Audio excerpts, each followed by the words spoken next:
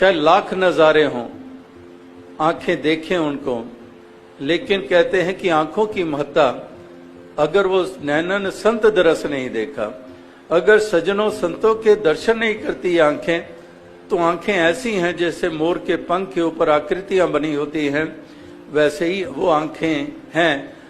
आंखें होते हुए भी वो आंखें नहीं हैं। इसी प्रकार से जो सिर साईं ना निवे सो सिर कीजिए काय, कुन्ने हेठ जलाइए बालन संदेश है, कि ये सर की भी कीमत तभी है अगर ये श्रद्धा से झुकना जानता है। जो सिर साईं ना निवे सो सिर कीजिए काय, उस सर का क्या फायदा, कुन्ने हेठ जलाइए बालन संदेश है, वो तो एक ईंधन के काम आ जाए, वो तो बालन के काम आ जाए। तो इस तरह से रसना जपे ना नाम ता तिल तिल कर कटिए।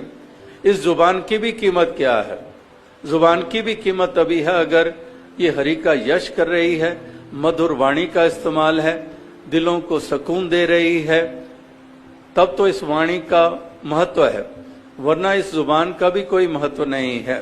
तो इस तरह से तन की को बचाना, दास अक्सर कहते हैं कि ये बड़े हौसले वाला है। अब एक वो भी हौसले वाले हैं जो दिन दिहाड़े डकैती डालते हैं, बिजी ट्रैफिक होते हुए भी वहां कत्ल कर देते हैं। हौसला है तभी तो कर गुजरते हैं। लेकिन दूसरी तरफ वो हौसले जो हमारे जवान, हमारे आर्मी के, हमारे फोर्सेस के, या फिर कोई साधारण कोई गृहस्थी है, वो भी सड़क से गुजर रहा है, किसी अबला के ऊपर जुल्म देख रहा है, कोई ज्यादती देख रहा है, उसके बचाव के लिए आगे आ जाता है, वो हौसला भी है। तो दोनों हौसलों में देखें किसकी महत्ता है। उस हौसले की महत्ता है जो नेकी पे लग रही है, जो दूसरे के कल्याण में लग रही है, जो देश प्रेम के तहत लग रही है, वो हौसला मुबारक है। तो वो हौसले जो मासूमों की जानें लिए चले जा रहे हैं, गर्दन कलम करते चले जा रहे हैं, मजहब का नाम लेकर, धर्म का नाम लेकर, ये कौन से हौसले हैं। तो इस तरह से महापुरुष संत जन हमेशा वो पहलू ही हमारे सामने उजागर करते हैं जिनको हमने अपनाना है, जिसको हमने जीना है, और इस प्रकार से वो कदम उठाते हुए अपने इस जीवन के सफर को हमने सफल करना है, अपने जीवन के म्यार को हमने ऊंचा करना है। तो भक्ति के मार्ग पर जहाँ सेवा सत्संग सुमिरन की महत्ता, तो भक्त में गुण होते हैं प्यार वाले, निम्रता वाले, दास भावना वाले, हृदय की विशालता वाले, सहनशीलता वाले, सब्र संतोख वाले। ये एक भक्ति जिसको हम कहते हैं, भक्त जिसको कहते हैं, उसमें फिर ये गुणों की भी चर्चा होती है कि ये गुण होते हैं भक्तों में जो प्यार निम्रता में रहते हैं, जो प्यार करना जानते हैं, नफरत नहीं करते हैं, घृणा नहीं करते हैं, वैर नहीं करते हैं, ईर्ष्या नहीं करते हैं, जलन की भावना नहीं रखते हैं, वो प्रेम करना जानते हैं, प्यार की दौलत बांटते हैं।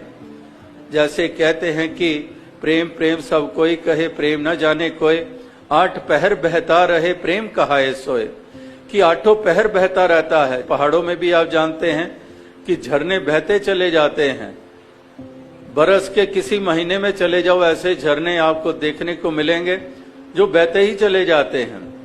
तो यहां पर भी यही कहा जा रहा है कि आठ पहर बहता रहे प्रेम कहाए सोए, कि ये प्रेम की गंगा बहाते चले जाते हैं, ये प्रेम की दौलत बांटते चले जाते हैं। कमी है तो आज प्यार की है, प्यार की कमी है। जहां देखो, घरों में देखो, घर में किसी से पूछो, घर के सदस्य हैं, मुझे प्यार नहीं मिल रहा घर में। समाज में चले जाओ, प्यार नहीं मिल रहा है। प्यार की कितनी कमी हो गई है। तो प्यार की कमी की पूर्ति के लिए आखिर कोई साधन भी तो हो। तो साधन फिर से सज्जन होते हैं, संत होते हैं, भक्त होते हैं, जो प्यार की ठंडी फुहार बनकर तपते हुए दिलों को शांत करते हैं, जो ठंडक प्रदान करते हैं। तो ये प्यार की दौलत है। इस प्यार की दौलत को बांटते चले जाते हैं, इसका भागीदार हर किसी को बनाते चले जाते हैं। इस तरह से ये प्रेम भाव से युक्त होते हैं। और love is God, God is love, ये बचपन से हम सुनते आ रहे हैं कि प्रभु की सबसे सुंदर अभिव्यक्ति वो प्यार के रूप में ही है। हालांकि प्रभु की मैनिफेस्टेशंस कितने ही रूपों में है, लेकिन प्यार वाला पहलू सबसे एक सुंदर पहलू है। तो इस पहलू को ही अपनाते हैं भक्त।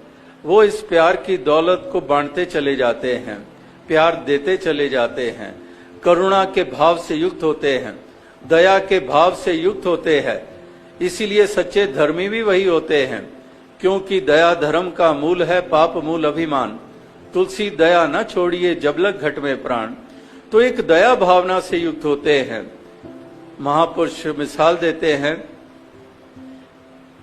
कहते हैं कि संत हृदय नवनीत समाना, कि एक माखन के समान होते हैं, एक नवनीत के समान, माखन के समान होता है संत का हृदय, भक्त का हृदय। तो उसमें एक और मिसाल जुड़ती है, कहते हैं कि माखन की वो टुकड़ी पिघलती है जिस टुकड़ी को आंच दी जाती है, सेक दिया जाता है, वो माखन की टिकिया जो वो पिघलती है। लेकिन संत की महत्ता इससे भी आगे, कि सेक या आंच किसी और को लगती है और पिघल ये जाते हैं। इस तरह से इनका एक दयालु हृदय होता है, एक दर्द होता है हर किसी के प्रति, दूसरों के जानते, ना इस दूसरे को नीचा मानते हैं। आपस को जो जाने नीचा, सही गनिए सब ते ऊंचा। बुरा जो देखन मैं चला, बुरा ना मिलियो कोय, जा मन खोजा अपना, मुझसे बुरा ना कोय।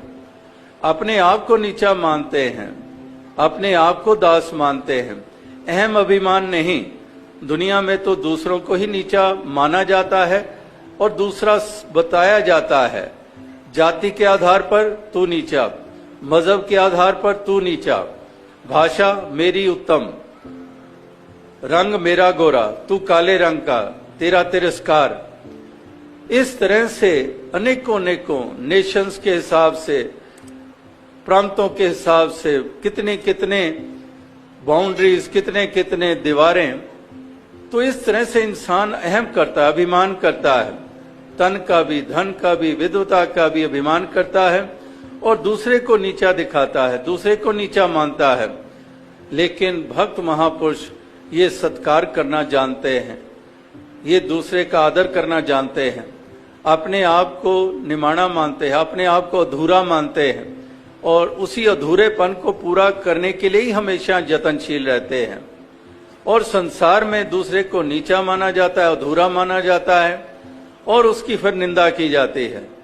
उसको जहां बैठेंगे उसकी निंदा करते चले जाएंगे।